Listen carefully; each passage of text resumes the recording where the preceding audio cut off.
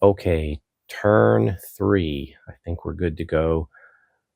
Baldric is here, and he's got some ranged attacks, which are nice. The range, though, is not that far. It's 0 to 1. Does Silas have better range than he does? Nope, that short bow is the same, 0 to 1. I do want to start attacking the necromancer, but the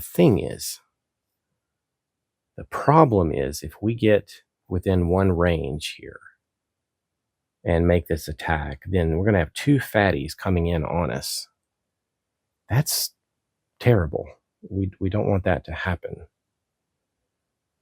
So what are we going to do here?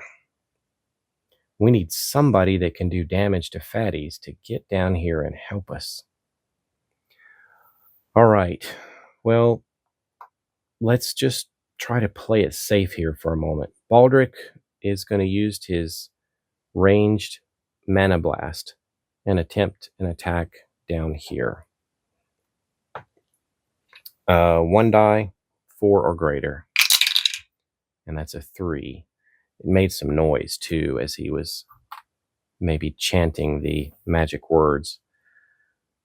Second action, he'll go again.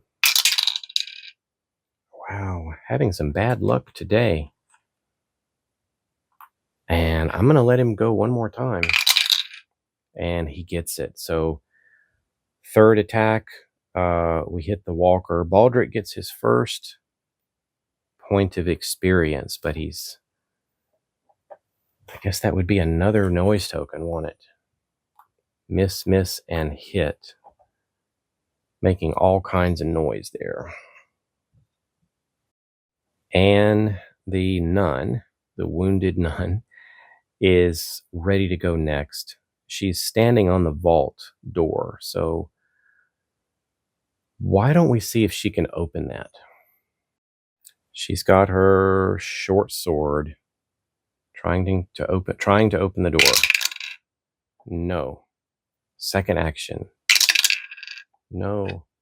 Third action. Oh my gosh. Unbelievable. Well, as you can see, there's obviously no fudging going on in this game. She just was pounding on the door and made no progress whatsoever. Completely wasted her turn. And Baldric nearly did as well. Missed 2 shots, but got a lucky third one. So we're down to Samson. Samson's down here. I think we're going to have him try to open the door. And he's using a short sword. So let's see if he has any better luck. And he does. On his first roll, he gets that door open. So first action, he opens the door, but he makes some noise doing that. Then second action, he can go down into the vault. So second action puts him there. And a third action, I'll have him search. My first vault item is the Orcish crossbow. Now, I kind of understand how crossbows work, but why does this have two attack lines? I'll see if there's anything in the book that explain what's going on there.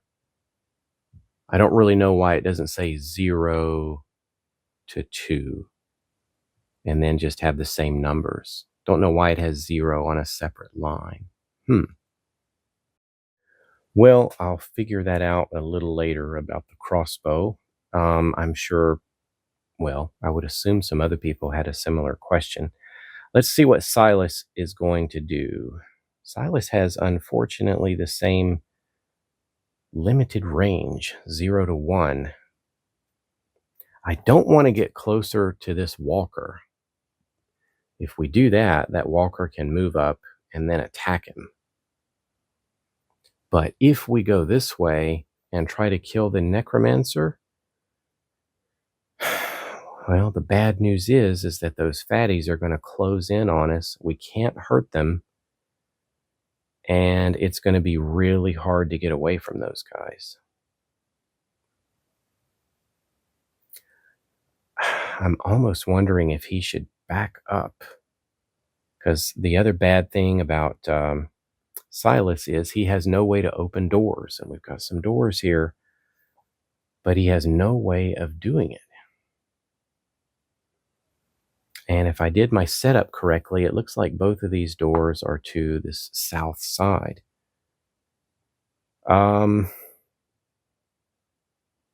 let me see if I can do some actions here. 1, attack 2, and 3, move back.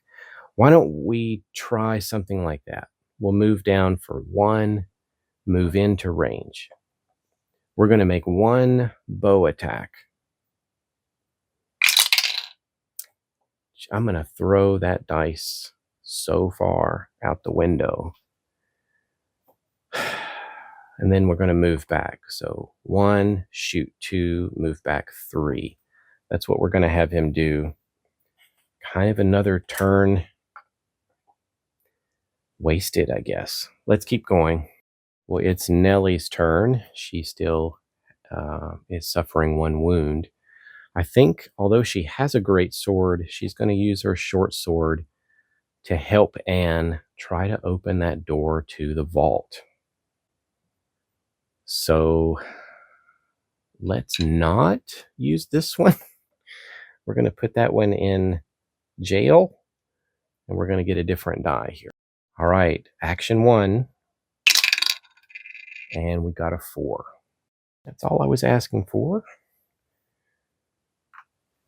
It was a 4 or higher. We got open the door, but we made even more noise. It's stacking up over here. So she gets a free move action. I think for her free move, we're going to have her go into the vault. So she still has 2 actions left. Second action, she's going to search. And she finds the combat spell Inferno, capable of killing fatties. Good. I wonder what we should do with this.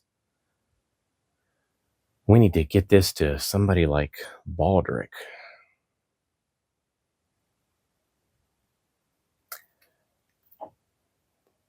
I think I'm going to tuck this in her backpack. So that was her second action. Her third action, let me think, should we open the vault door? Maybe so. She's going to try to do is open this door. Let's give it a roll. And that's a 3. She didn't do it. She just made some more noise. All right, we'll just drop that in the vault there. Clovis. We got Clovis there. Right, we need to make a decision here. We can either have Clovis run down the street and get here. We need him and that hammer to start working on these fatties that are coming. The other thing he can try to do is move and get this vault door open and then try to get out of either this door or this one over here to cut off the approaching fatties. But that kind of puts it up to chance that we're going to get enough rolls to open a door. So I think the more surefire thing is for him to move and move down the street. I think that's maybe the wisest thing to do. It's less risky that he's going to get delayed. 1, 2, 3. They're screaming for help and trying to get Clovis down this way with his powerful hammer. I think that's the best thing to do. So we're going to end the players there. Zombies will take their actions. Let's start in the north. These guys are going to round the corner because there's an open door over here with a bunch of noise coming out of that room. So I think they're going to follow that open path. Next, the necromancer will advance along with the fatties and the walker. We have a runner who's going to take a move, and all of the zombies have gone, and he gets another activation, so he's going to run up into the zone with our 2 ranged fighters. But he doesn't get to attack. We kept our distance. All right, we've definitely got a big confrontation coming our way here. So, spawn time. Let's start with the northern spawn.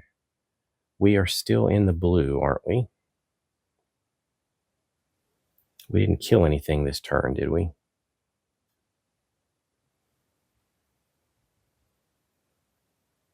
I think we're still in the blue. So one walker. Side zone to the east here, we have 1 walker. And then for the necromancer zone there, it says nothing in sight. That's nice. The southern spawn at the bottom of the board, we draw a necromancer. We already have 1 on the board. We can't spawn another one because we only have 1. So he just gets an extra activation. So he's going to advance 1 space. And I believe we are done. Cleaning up the tokens here. We made a lot of noise this turn trying to open these doors. Even made some noise down in the vault. And we got to switch the first player up to Anne, our nun. And that's where we will begin with turn 3, I think.